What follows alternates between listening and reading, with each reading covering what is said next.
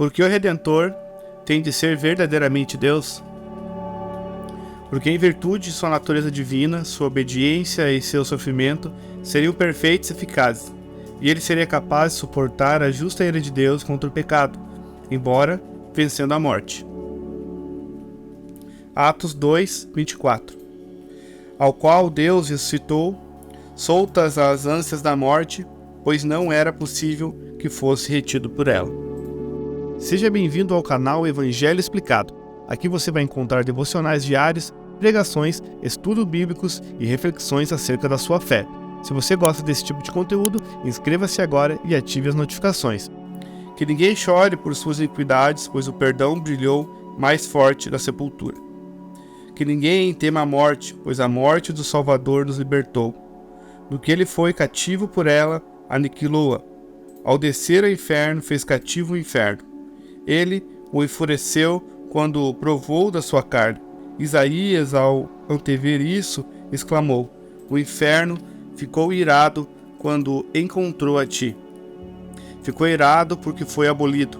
Ficou irado porque foi escarnecido. Ficou irado porque foi morto, preso por cadeias. Assumiu um corpo e encontrou Deus face a face. Tomou a terra e encontrou o céu. Tomou o que era visível e caiu sobre o invisível. Ó morte, onde está teu aguilhão? Ó inferno, onde está tua vitória? Cristo ressurgiu e tu foste vencido. Cristo ressuscitou e os demônios caíram. Cristo ressurgiu e os anjos se regozijaram. Cristo ressurgiu, vive e reina. Com frequência gostamos de enfocar os aspectos humanos de Jesus. E é importante lembrar que Jesus era plenamente humano, mas também era totalmente Deus. O que significa que Jesus era totalmente Deus?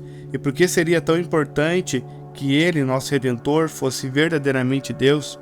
O apóstolo João abre seu evangelho esclarecendo que Jesus é o eterno encarnado. E explica: no princípio era o Verbo, e o Verbo estava com Deus, e o Verbo era Deus, e o Verbo se fez carne e habitou entre nós, e vimos a sua glória como a glória do unigênito do Pai, cheio de graça e de verdade.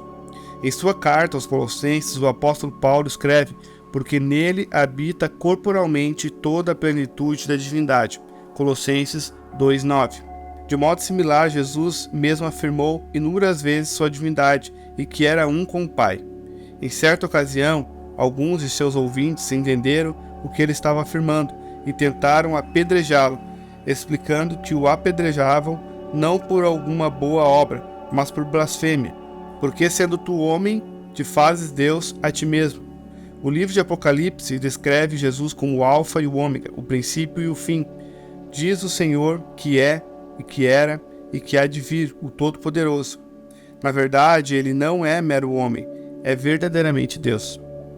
Por que, então, é importante que Jesus, como nosso Redentor, seja verdadeiramente Deus?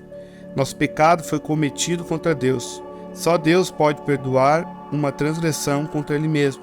Foi por essa razão que alguns líderes religiosos dos dias de Jesus ficaram horrorizados quando ele disse que perdoava os pecados. Compreenderam as implicações do que ele dizia. Como um mero homem poderia perdoar os pecados que cometemos contra Deus? Um homem não pode, mas Deus pode. Jesus tinha de ser plenamente humano para ser nosso substituto, mas precisava ser plenamente Deus para que sua obediência e seu sofrimento fossem perfeitos, para que a justiça de Deus seja completa e eternamente satisfeita.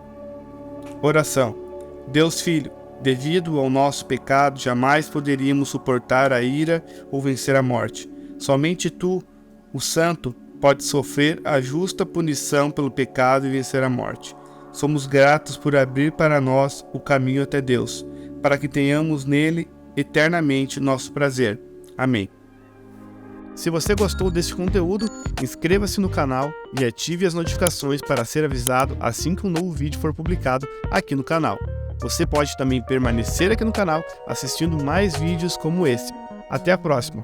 Deus abençoe.